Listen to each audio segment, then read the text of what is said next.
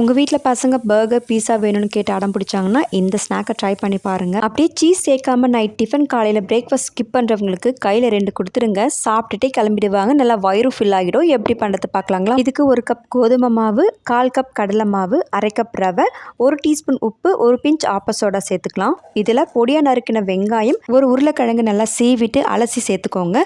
1 தக்காளி பழம், sweet corn நல்லா பொடியாக கட் பண்ணி சேர்த்துருக்கேன். 1 table spoon kasuri methi, chilli flakes 1 teaspoon அளவுக்கு இஞ்சி பூண்டு பேஸ்ட் சேர்த்துக்கலாம். நான் இதில் 1 கிளாஸ் அளவுக்கு தண்ணி சேர்த்துருக்கேங்க. தண்ணி வேணும்னா கொஞ்சம் எக்ஸ்ட்ரா சேர்த்துக்கோங்க. ஏன்னா தக்காளி, உருளைக்கிழங்கு, வெங்காயம் இதெல்லாம் தண்ணி விடும்.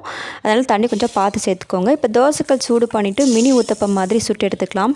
2 பக்கமும் நல்லா வெந்ததும் இதில் சீஸ், ஸ்லைஸாக கட் பண்ண தக்காளி, அதில் கொஞ்சம் சீஸ் சேர்த்துட்டு மூடி போட்டு நல்லா சீஸ் மெல்ட் ஆனதும் ஆரிகனோ சேர்த்து சாப்பிட்டு பாருங்கள். பீஸா டேஸ்ட்டில் தாங்க இருக்கும். டவுட்டாக இருந்தால் செஞ்சு பாருங்கள். உங்களுக்கு டேஸ்ட் பிடிச்சிருந்தா மறக்காமல் நம்ம சேனலை சப்ஸ்கிரைப் பண்ணிவிட்டு நம்ம பேஜும் ஃபாலோ பண்ணிக்கோங்க.